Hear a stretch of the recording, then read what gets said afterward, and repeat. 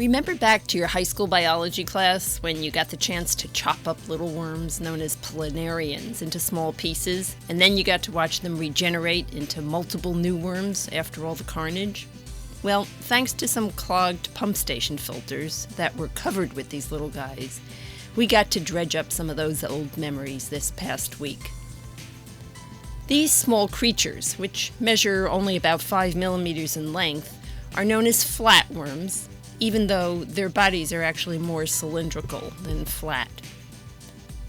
Many of the world's flatworms are parasites such as tapeworms, but the flatworms that we find causing problems in irrigation systems are not parasites at all, and instead are closely related to the planaria that we all had so much fun chopping up in the name of biology.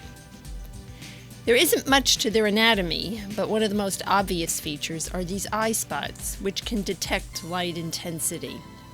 If you shine a light on these flatworms, they'll move away from it in their inchworm-like fashion.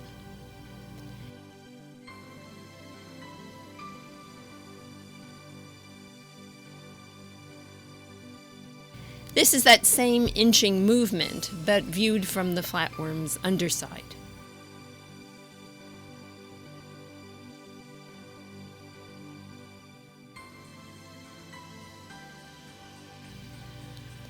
When filters get clogged with small animals, it's usually mussels, clams, or snails, such as those shown in this photo that we see. However, in some cases, flatworms occur in conjunction with these mollusks and can cause as much or even more trouble with filter clogging. There are several methods that superintendents use to rid themselves of mollusks and flatworms that clog nozzles.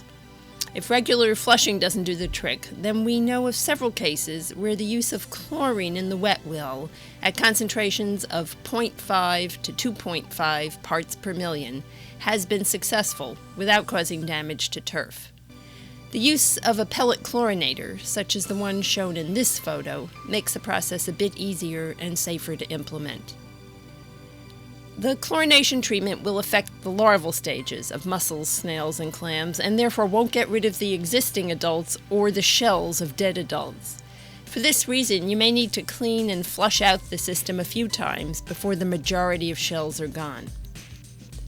You'll probably need to stay on the chlorine regimen for the foreseeable future in order to stop future infestations from developing. If the situation is really troublesome, some courses have invested in either centrifugal filters or inline filters of about 300 microns to keep clams, mussels, and snails out. See the links associated with this video for more information on managing small animals that clog pump and irrigation systems.